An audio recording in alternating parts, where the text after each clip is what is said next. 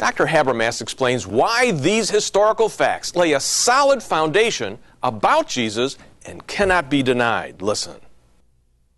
Let's talk about why this is so important in terms of history. 1 Corinthians 15 is nearly a given, even from people like G.A. Wells and Michael Martin, who say that Jesus probably never lived. Paul said, I delivered unto you the gospel which I also received. Christ died for our sins, was buried, rose again the third day. Now, why is this so important? Let's see what this looks like on a timeline. Let's picture, between my hands here, 25 years. 30-ish A.D., the cross of Jesus. 55 to 57-ish A.D., the writing of 1 Corinthians. And it really doesn't make a difference if you're liberal or conservative here. These dates remain within a year or two the same. Now, Paul wrote this in 57. He said, I delivered it to you orally when I came to you. When was that? About 51. Now notice we've closed the gap from 25 years to 20 years, 30-ish to 51. Then he said, I delivered unto you that which I also received. Now the $10 million question here is, when did Paul receive that material and from whom did he receive it? There's 5 steps here. The book, the oral testimony, the cross down here, and we have 2 to go. From whom did Paul get it and when?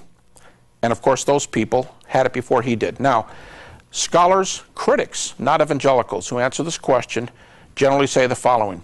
Paul received this material in Jerusalem from Peter and James, the brother of Jesus, about 35 A.D. How do you get that? Well, if the cross is about 30, Paul believed he saw the risen Jesus just 1 to 2 years later. He said in Galatians 1, that's taken as an authentic Pauline book, he went away for 3 years, came back to Damascus, then he went up to Jerusalem.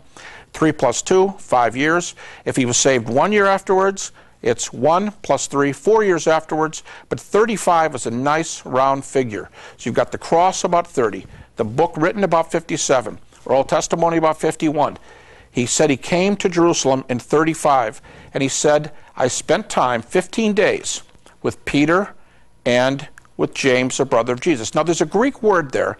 In English, it says he got acquainted with Peter, or he saw Peter, or he questioned Peter. The Greek word is historeo. The root word is histor, H-I-S-T-O-R, when transliterated to English. And it's the root word for our word history. Histor is used in documents outside the New Testament, Greek papyri of the time, is used of explorers and people who were mapping, say in one case, a river. And when I map this river, what am I going to do? I'm going to show you the twists and the turns. I'm going to show you the rapids, the shallow areas, the place where you can take your boat across, the deep areas, the bends, the rocks, the trees, everything. And that's called histor. One critical, non-evangelical essay, which is sometimes called the most authoritative one on that word in Galatians 1:18, says that Paul played the investigative reporter. Now, if he went up to Jerusalem about 35 A.D., met with Peter and James, the brother of Jesus, played the investigative reporter, there's one other thing to learn. What do they talk about? And you know, the old rule of literary criticism, we interpret a passage in its context. And the passage before and the passage right after says Paul was talking about the nature of the gospel. And you might think this, what else would he more want to talk about than the nature of the gospel? He goes all this distance, he comes to Jerusalem, he meets with the head apostle, he meets with the brother of Jesus.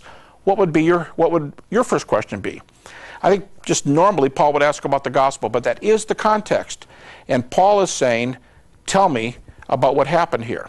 Now, in chapter, when he comes back up 14 years later, he says specifically, I came up to check my gospel out, verse 2, Galatians 2:2.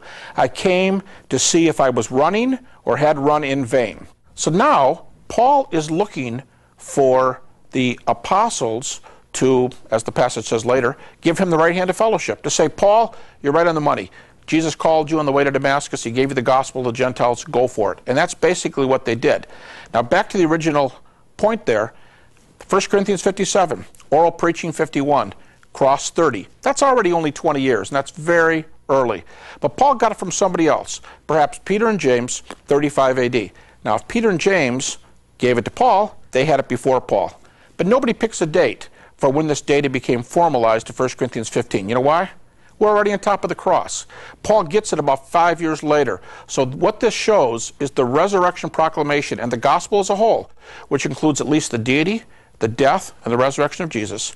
Its proclamation is immediate. See, a lot of evangelicals even stumble when they say, yeah, we preached it immediately. We find it in 1 Corinthians and it's 25 years later. Why don't we say Paul received it perhaps 5 years later and somebody had it before he did?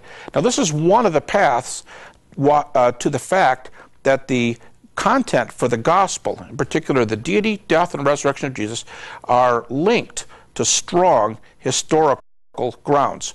And critics will give you those texts in Galatians 1, Galatians 2, 1 Corinthians 15. Again, this is what I was talking about earlier. These are some of the main indications that we're on strong historical